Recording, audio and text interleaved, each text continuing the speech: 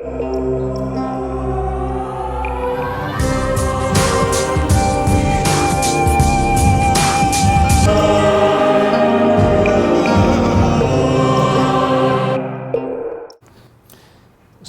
here give you one concept.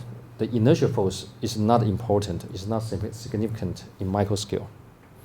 Okay, and also we cannot use our intuition. So in micro, so we give you some summary. In micro scale, structures differ against the inertial force. Or in other words, inertial force is not important, not that important in micro scale. Okay. Okay, now we consider the second force. The first is the body force, inertial force. The second force we will talk about the surface force. The body force equal to L cubic, surface force L squared, and the line force L, just L. Okay, they are significant in macro, micro, and the nanoscale respectively. Okay, so we can draw down the scale variation when we change the size of the structure. So the force will change the magnitude as well. So I will draw 3 lines here. Each line represents one kind of the force. Okay, so so this one, the slope with 1, we call this a line force. Sorry, it's a line force. This one with a slope of 3, we call the body force. Okay, and the other one I add on the third one, the red one, is a surface force. The slope is 2. Okay, so when we draw either one, okay, for example, let's look into the body force first. So for the body force, if you have a 10 times shrinkage of your structure, for example, the length scale here is a meter, here is meter, these are millimeters here. So we will shrink from centimeter to millimeter, 1 unit here. So you can see the force will shrink down 3 units from 10 to 3 down to 1. Because the slope here is 3. That means we have 1 unit reduction horizontally. We will have a 3 unit reduction vertically. Understand? So for body force, the slope is quite steep. It's quite steep. So you reduce 1 unit 10 times of your scale. You reduce 1,000 times of the force. So that's why in the scale smaller than millimeter, you can find out that the force become quite small, become not significant, because it reduced too much, too fast, very, very fast.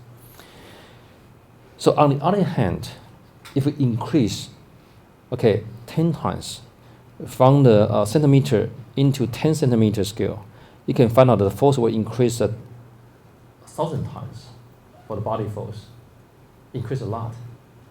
So in large scale, the body force become very, very significant, very, very important. Okay? So that's the power of the inertial force. In small scale, nothing. In large scale, big deal. Okay. Now we consider the second one, the line force. The line force, one famous line force is called surface tension. Have you heard about surface tension? Okay. The surface tension only generated when 3 phases encounter at the same area. For example, like your liquid, solid, and your the gas. 3 phases encountered in one space. So this space may be a line or a dot, depends. Okay, sometimes it's a line. Usually it's a line. For example, you consider droplets hanging on the top bottom of the ceiling. Okay, the droplets.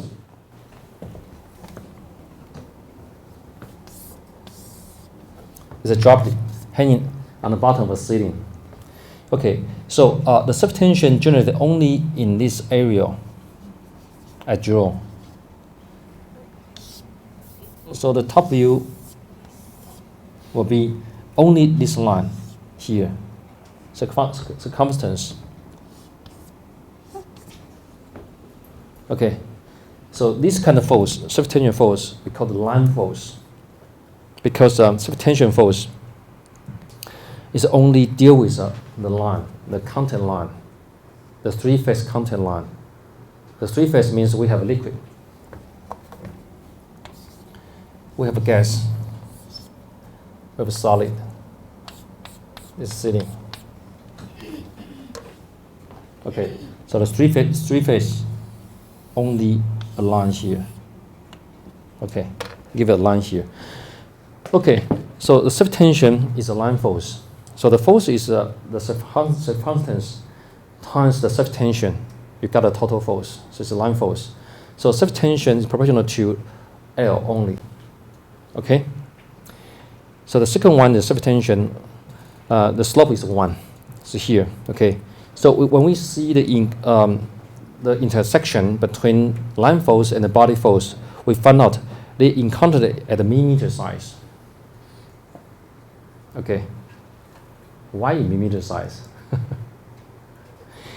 Actually, you can empirically to define this kind of position. It's not easy to analyze it by using the theoretical things. For example, consider this kind of case. You will also see this either in your homework or in the midterm exam. And try to find out the size when you have one drop is hanging on the bottom of a ceiling. You gradually increase the size of the drawbridge until the inertial force large enough, and then the drawbridge will fall down from the ceiling. So after you balance the body force and the surface tension, so you can find out what kind of the size of the drawbridge when it's just falling down. Okay, I will tell you the size is around like a couple millimeter in diameter, couple millimeter. So roughly, these two forces will intersect at a millimeter size. So that means below millimeter, surface tension force will much larger than inertial force, right? The surface tension is a line force here. So for example, like in the scale in 100 micrometer, in 100 micrometer, you can find out the surface tension force will be 100 times of the inertial force, 100 micron. In the millimeter, it's just intersect, so they are similar. So the drop is just falling down. But for the drop is smaller than millimeter size, so it will be hanging over there for a long time without it falling down. Okay. So for the size smaller than millimeter, you can find the surface tension force larger than the body force. However, if the size larger than millimeter, for example, like in the centimeter scale, is the body force is 100 times larger than the surface tension force. So these phenomena explain the things I just mentioned. When we do the comparison between human and ants, we compare very many opposite things, right? We are not as good as ants. Our intuition. Okay. However, one thing is we are better than ants because we can go to the top. Yeah, to take a very good shower without the thinking we cannot get up. Not very easy because our size human size is here. In our size, our inertial force is much larger than surface tension force we encountered. Right? It's about more than 1 million times larger. So we will not worry about surface tension in fact. So we go into the water, we can get up from the water easily. Because surface tension to our body is nothing. Because our size is large. Inertial force is much larger here than the surface tension. We're not worried. But when we consider ants is in the millimeter size or sometimes even smaller. Even in the millimeter size, their body force is just similar to the surface tension. So they will be worried about this problem. When they get into the water, they will never have the chance to get out again. They have ever looked into watch a movie called The Ants? That was an old movie. Maybe you are young generation, so you never heard of that. But when you go to the web, you can easily find the cartoon easily. The cartoon explains this phenomenon very, very well. They draw the cartoon. I think that they find some scientists to help them to think of this kind of phenomena. So one of the things, the princess, not princess, the actor, the Z, right? The major actor, the Z, is an ant. Okay, when he get into a droplets of water, he can never go out.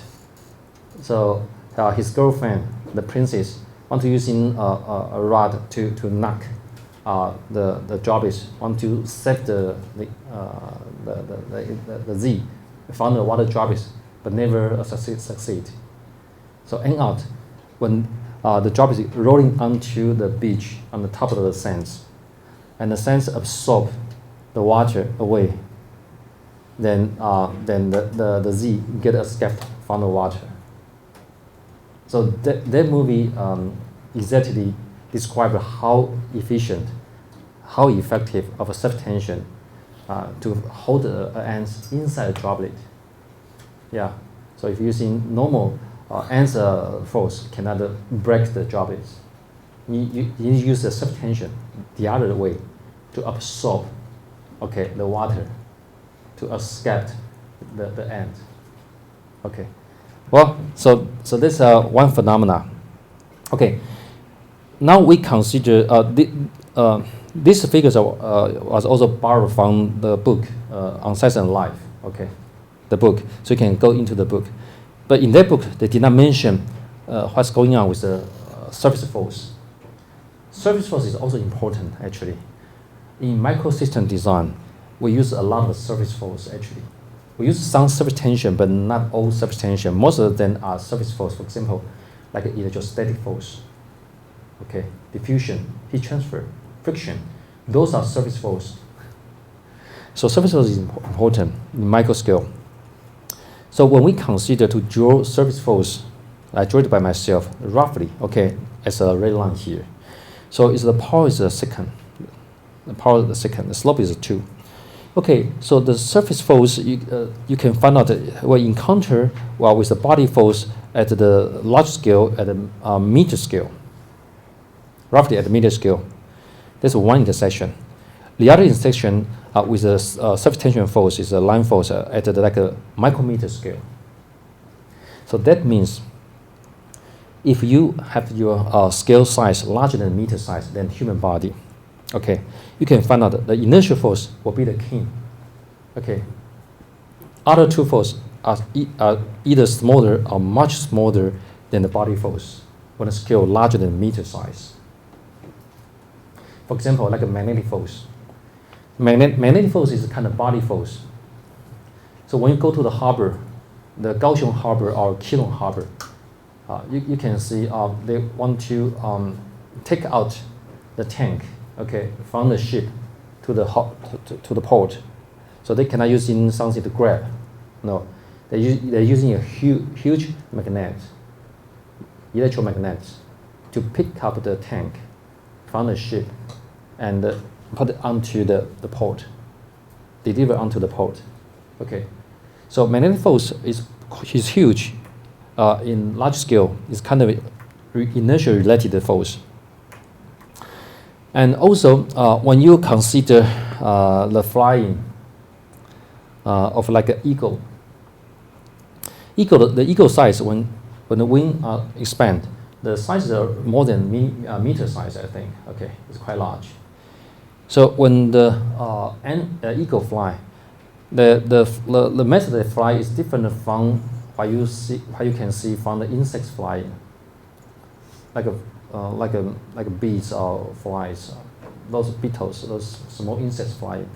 The insects flying, usually you can see that they swing their wing very often, very frequently, right? But for eagle, they don't usually swing their wing. They fix their wing, and they're gliding in the sky. Right? What's the difference? Why? Because of the length scale as well. So the eagle size is around like a meter scale. The meter scale inertial force is important. So they just expand their wing. They don't need to swing their wing. And the inertial force will take them, because in this scale, inertial force will equal to the surface friction force, or even larger than surface force.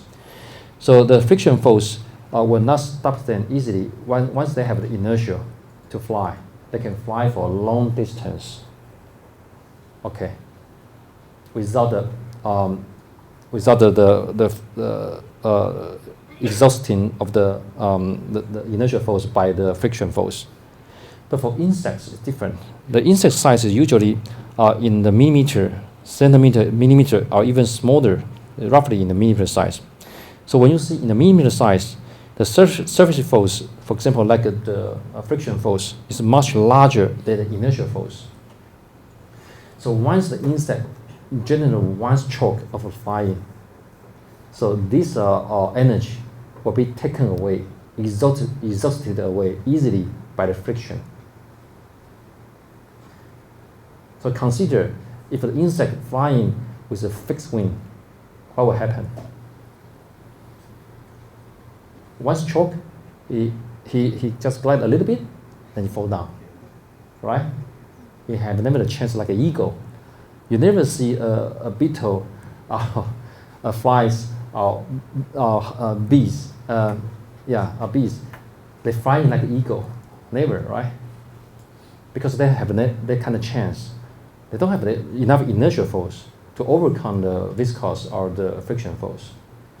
So that's why they need you always to swing. Okay. Yeah. Otherwise they will fall down. So there's a difference between the insect fly to the eagle fly, because their size is different. They encounter different physical phenomena, the friction force actually. Okay, so if you want to consider, there's one intersection here. Okay, the other intersection is interestingly is at the micro scale.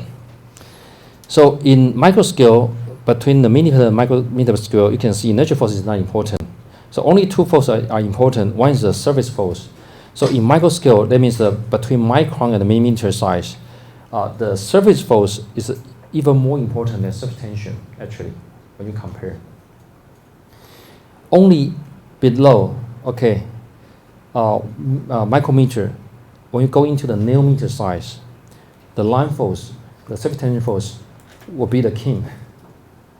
No other force can beat the surface tension. Okay, in the nanoscale. Yeah. Okay, so when you want to ask the question, why this intersection is in the micrometer, you can consider a very special case here. When you want to break the droplets, you want to break droplets from a huge amount of water.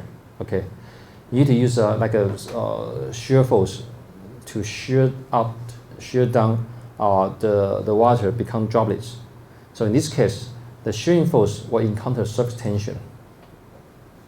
So consider if you keep chopping your water into a smaller size, okay, by using the shear force, what kind of smallest size you can generate by using this method? Okay, so the question is exactly the balance between the shear force and the surface tension force. So like we just mentioned, the first intersection here is the body force, okay, balanced with the surface tension force, right? So you can find out the first intersection. So for this one, you also can adopt a similar idea, but now there will be two different forces balanced together. One still surface tension with the same line, but the other will be the surface force. Here we use the friction force, the shear force, the viscous shear force. So the viscous shear force is proportional to the velocity gradient times viscosity. Okay. and the times surface area.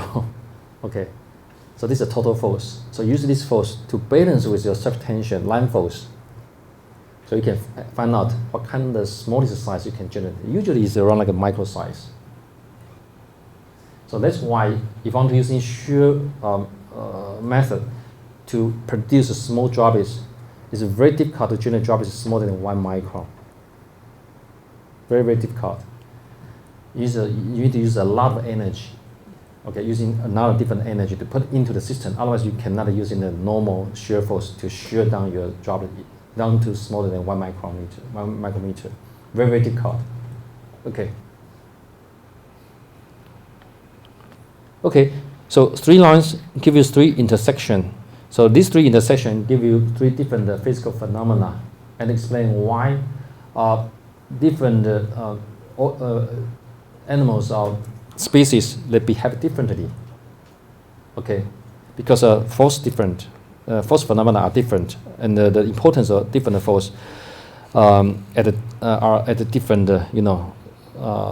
different length scale. Okay, so this table is very this figure is very important. So try come back to understand. Okay, what's the real meaning of these 3 lines and also the intersection among them. Okay, I used to try to ask people to give an example for these 3 points and do some calculation in their homework. I first time tried to ask people to do this in a midterm, but it's too difficult. Nobody can answer this question in the past. So I end up I put this one into the homework. That would be easier for people to spend more time to consider all the circumstances. Yeah. So maybe you can come back home. Yeah. Try to find example to really calculate the intersection position by using 3 different examples. Okay, in your homework. Okay, yeah. So, is there any question regarding this part? This is the important part. Okay. So, if this is okay, now we can go on. So, we can generate different kind of forces. The force either can be body force, surface force, or line force. So, so different forces, when you use different forces to generate stress, they will have different effect. If you're using body force to generate stress, usually the body force is L cubic, will be over L2, the surface area. So the body force you end up will have the final result of stress is equal to L. That's why we mentioned previously in the cantilever beam. But now we consider another force, the surface tension force. The surface tension force is equal to line scale, gamma L. So the gamma L is the surface tension force, and over the surface area L squared, you end up become L minus 1. L minus 1, the physical phenomena is opposite to the phenomena we can see from the inertial force. For inertial force, if a large beam, the inertial force seems to have a large effect, right? But for surface tension, if a larger beam, because it's L minus 1, the surface tension becomes not significant, not important, become nothing. However, oppositely, if we have a smaller scale, we will find out that surface tension become very, very important. If you reduce the length scale by 10, okay, so the effect of surface tension will increase 10 times. But for inertial force, will be reduced 10 times the effect. From this, regarding stress, okay. So in small scale, to use surface tension to generate stress is very, very effective when you compare to inertial force. Okay. So adhesion is from surface tension is an important issue in micro machining process. So at one end, we can use surface tension as a good force to drive things to move. However, there are the other side effects. If we have some kind of driving force to encounter to change your surface tension, there will be problem because surface tension is so huge in micro scale, so it's not easy to overcome. So try to be a friend at surface tension, not the enemy in micro scale. Okay, that's an important message to you. So we need to take an advantage. So device actuated by surface tension force will be wonderful. So don't against surface tension in micro scale. Okay, so we take a rest.